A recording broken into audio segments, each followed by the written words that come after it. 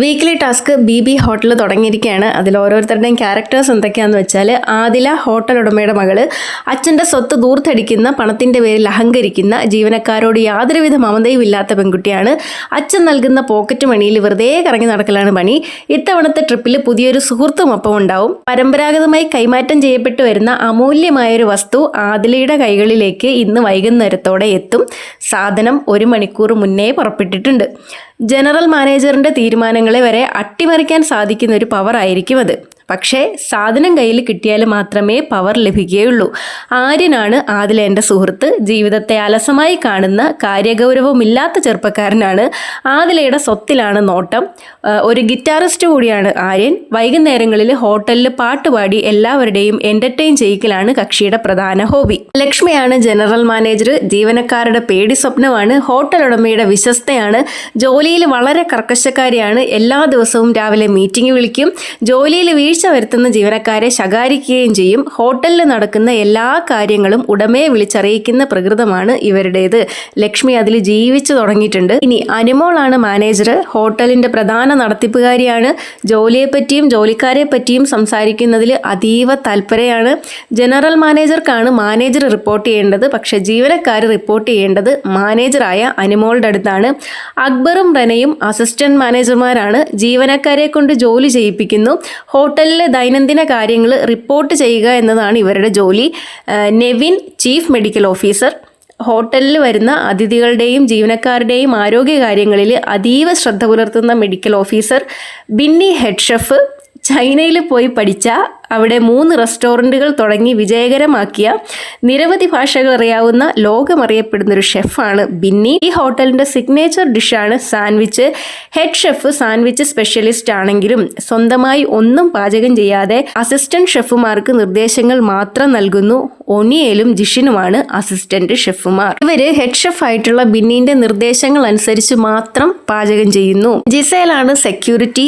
AK-47 എന്നാണ് ഇവരുടെ വിളിപ്പേര്. കേരളത്തിൽ നിന്ന് ചെറിയ പ്രായത്തിൽ തന്നെ റഷ്യയിൽ പോയി പരിശീലനം കിട്ടിയ മുൻ റഷ്യൻ കമാൻഡോ. ഇപ്പോൾ ഈ ഹോട്ടലിൻ്റെ സുരക്ഷ മുഴുവനും ഇവരുടെ കയ്യിലാണ്. സെക്യൂരിറ്റി ഓഫീസർ അറിയാതെ ഈ ഹോട്ടലിൽ ഒരു ഈച്ച പോലും കിടക്കില്ല. അതിഥികൾ വരുമ്പോൾ അവരുടെ ബാഗുകൾ എടുത്ത് മെയിൻ ഗേറ്റ് മുതൽ അവർക്ക് പ്രൊട്ടക്ഷൻ നൽകുക.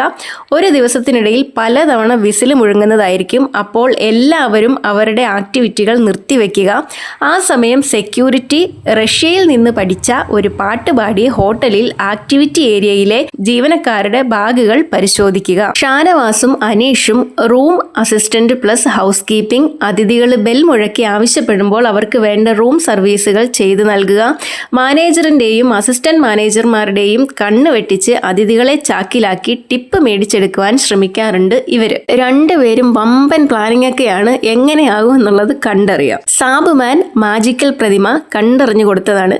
വീടിന് മുൻപിലെ വരാന്തയിലുള്ള ഒരു മാജിക്കൽ പ്രതിമയാണ് സാബുമാൻ. ഹോട്ടലിനൊരു വിശ്വാസമുണ്ട്. അതായത് ഈ പ്രതിമയ്ക്ക് മുൻപിലുള്ള പോണ്ടിൽ ഒരു കോയിൻ ഇട്ടൊരാഗ്രഹം പറഞ്ഞു കഴിഞ്ഞാൽ അത് നടക്കുമെങ്കിൽ പ്രതിമയുടെ ഒരു കയ്യിലുള്ള വടി മറ്റേ കയ്യിലേക്ക് മാറ്റപ്പെടും. നടക്കാത്ത ആഗ്രഹമാണെങ്കിൽ വടിയുടെ സ്ഥാനം മാറില്ല. 5 മിനിറ്റ് സമയം മാത്രമേ പ്രതിമയ്ക്ക് ആഹാരം കഴിക്കാൻ ലഭിക്കൂ. ഇതിൽ കൂടുതൽ സമയം എടുത്താൽ പ്രതിമയുടെ മാജിക്കൽ പവർ നഷ്ടമാകും. ഇത് നഷ്ടപ്പെടുത്താതെ സൂക്ഷിക്കേണ്ടത് മാനേജറുടെ കടമയാണ്. നൂറയും അഭിലാഷും ജാനിറ്റേഴ്സ്. ഹോട്ടലിലെ ടോയ്ലറ്റുകൾ കഴുകി വൃത്തിയാക്കുക എന്നുള്ളതാണ് ഇവരുടെ ജോലി.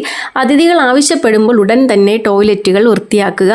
അറിയിപ്പ് ലഭിക്കുന്ന 3 റൗണ്ടുകളിലായി ജീവനക്കാരുടെ ജോലിയിലെ മികവിൻ്റെ അടിസ്ഥാനത്തിലും അതിഥികളുടെ ഫീഡ്ബാക്കിൻ്റെ അടിസ്ഥാനത്തിലും ജീവനക്കാർക്ക് സ്റ്റാർ നൽകുന്നത് ജനറൽ മാനേജറായിട്ടുള്ള ലക്ഷ്മിയാണ്. ഓരോ റൗണ്ടിലും 10 സ്റ്റാറുകൾ വീതം ജനറൽ മാനേജറുടെ കൈവശം വിതരണം ചെയ്യാൻ ലഭിക്കുന്നതാണ്. മാജിക്കൽ പ്രതിമയ്ക്കും ആവശ്യമെങ്കിൽ സ്റ്റാർ നൽകാവുന്നതാണ്. ജനറൽ മാനേജർ, ഹോട്ടൽ ഉടമയുടെ മകൾ, മകളുടെ സുഹൃത്ത് എന്നിവരിൽ ഏറ്റവും നന്നായി പെർഫോം ചെയ്ത ഒരാൾ ക്യാപ്റ്റൻസി മത്സരാർത്ഥിയായി നേരിട്ട് തിരഞ്ഞെടുക്കപ്പെടും. അതായത് ആദില, ആര്യൻ, ലക്ഷ്മി ഇവർ 3 പേരിൽ ഏറ്റവും നന്നായിട്ട് പെർഫോം ചെയ്യുന്ന ആൾക്കാരെ നേരിട്ട് ക്യാപ്റ്റൻസി ടാസ്കിലേക്ക് തിരഞ്ഞെടുക്കും എന്നുള്ളതാണ്. അതുപോലെ തന്നെ ബിഗ് ബോസ് പറയുന്നുണ്ട്, ഇത് ബിഗ് ബോസിൻ്റെ ക്ലാസിക്കൽ ടാസ്കുകളിൽ ഒന്നാണ് എന്ന്. കയ്യാങ്കളി കാണിച്ചും അക്രമം കാണിച്ചും നശിപ്പിക്കരുത് എന്ന് പറഞ്ഞു വയ്ക്കുന്നുണ്ട്. അതുപോലെ തന്നെ അനീഷിനും അക്ബറിനും ഈ വൈൽഡ് കാർഡ്സിൻ്റെ വലിയ പണി മണിയിലൂടെ അവർക്ക് പണിഷ്മെൻറ്റ് കിട്ടിയിരുന്നല്ലോ. അനീഷിന് നോമിനേഷൻ ചെയ്യാൻ പാടില്ല എന്നുള്ളതും അക്ബറിന് ക്യാപ്റ്റൻസി ടാസ്കിലേക്ക് മത്സരിക്കാൻ പാടില്ല എന്നുള്ളതും. അപ്പോൾ ഈ ടാസ്ക് അവസാനിക്കുന്ന സമയത്ത് ഏറ്റവും കൂടുതൽ സ്റ്റാർ ലഭിക്കുന്ന ആൾക്ക് അവരുടെ ആ പണിഷ്മെൻറ്റ് റദ്ദാക്കും. അതുപോലെ രണ്ടുപേർക്കും ഈക്വലായിട്ടാണ് സ്റ്റാറുകൾ കിട്ടുന്നതെന്നുണ്ടെങ്കിൽ രണ്ടുപേരുടെയും ഈ പണിഷ്മെൻറ്റ് റദ്ദാക്കപ്പെടും എന്നാണ് ബിഗ് ബോസ് പറഞ്ഞിരിക്കുന്നത്. ഏതായാലും എല്ലാവരും വമ്പൻ പ്ലാനിങ്ങിലൊക്കെയാണ്. ഓവറാക്കി ചളാക്കുമോ അല്ല ഈ ടാസ്ക് എങ്കിലും മര്യാദയ്ക്ക് ചെയ്യുമോ എന്നുള്ളത് കണ്ടറിയാം.